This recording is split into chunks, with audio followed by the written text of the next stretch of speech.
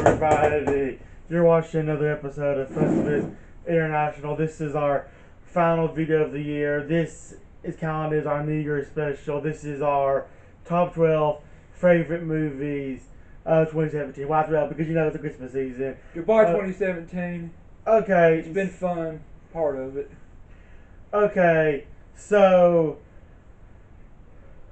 we'll start by thanking everybody for watching. The 3 people that actually watched, and Hey, thank you for being patient because we had a lot of problems with the editing. I think it ended up not working out with our editor, and we couldn't find any way to edit ourselves. We couldn't and we ended up dropping several videos though. So we want to thank you all for your patience. Okay, so we'll just go ahead and start off by saying that we do have one honorable mention, and that is the Justice League, which is a movie I felt like got more crap than deserved, at least from the critics. The critics didn't like it that much. Also did honestly, I thought well at the box office. It's just fun. It's just a no, movie, it's pretty good actually. Yep. And it's definitely one of the better DC movies we've seen recently. Although we didn't like as much as Wonder Woman or the Lego Batman. Of course, I guess that kind of gets part of the list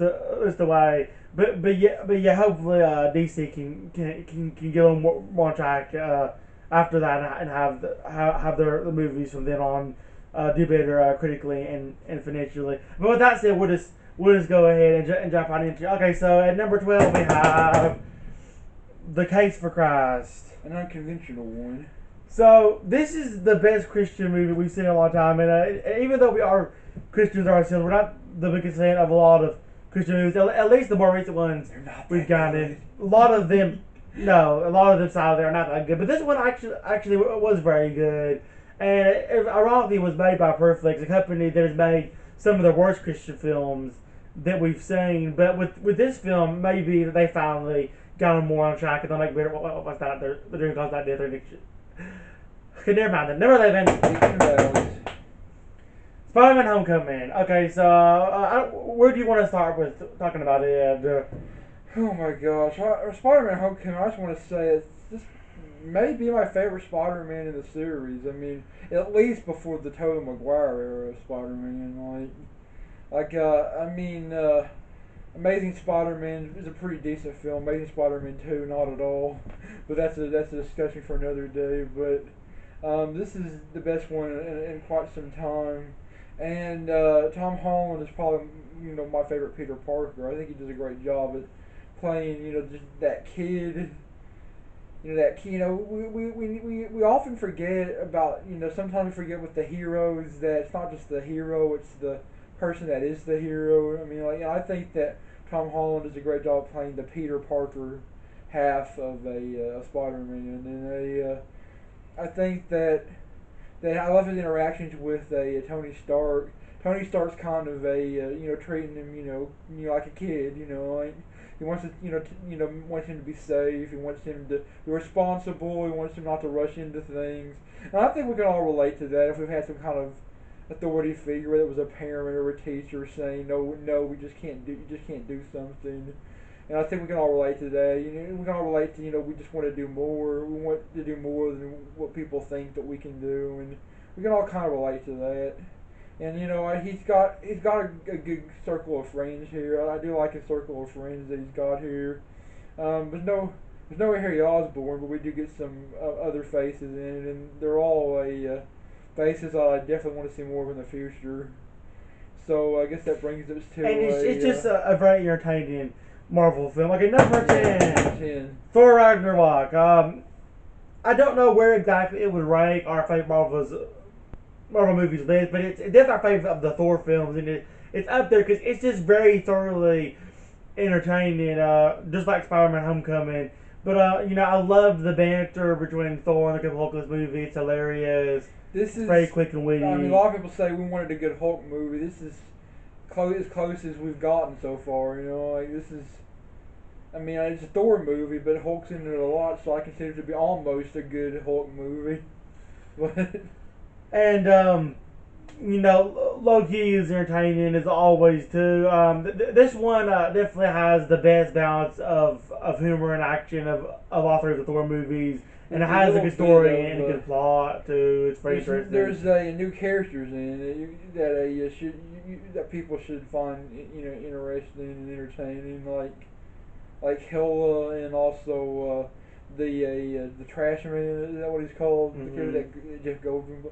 Yeah, he's funny, and there's a little bit of Guardians of the Galaxy feel to it, and I know some people are going to say, well, I didn't want to watch Guardians of the Galaxy, I wanted to watch Thor.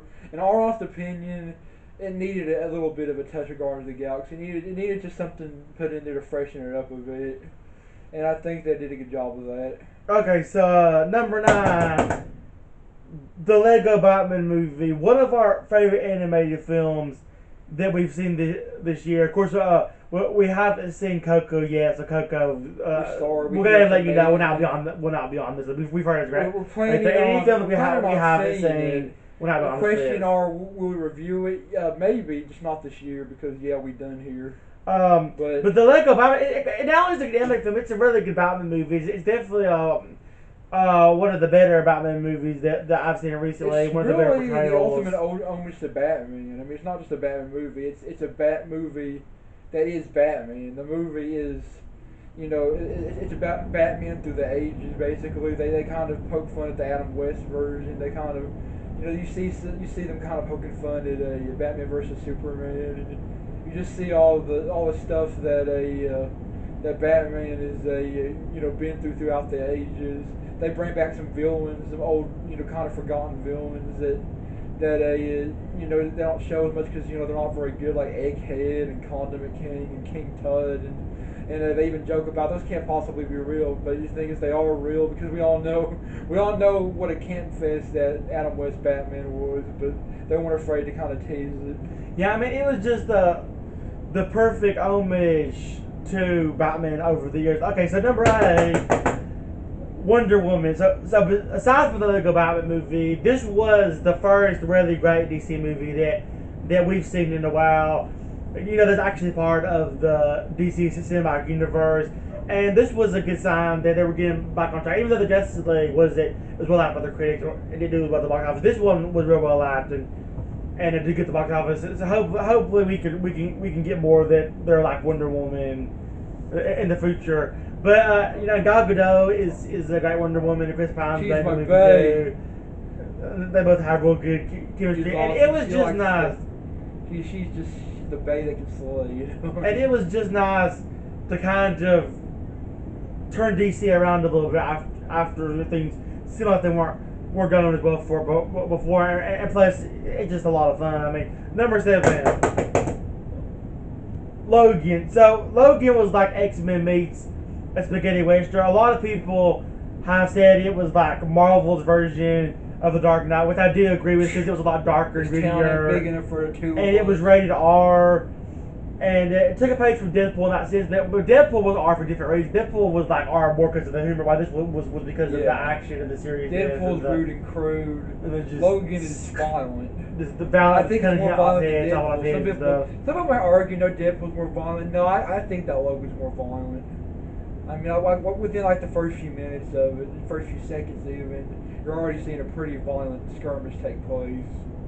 And but yeah, there's a new, we've got the new actress, this little kid, the X-23, and I kind of hope that we see her again. I think they've confirmed it that they're gonna do an X-23 film.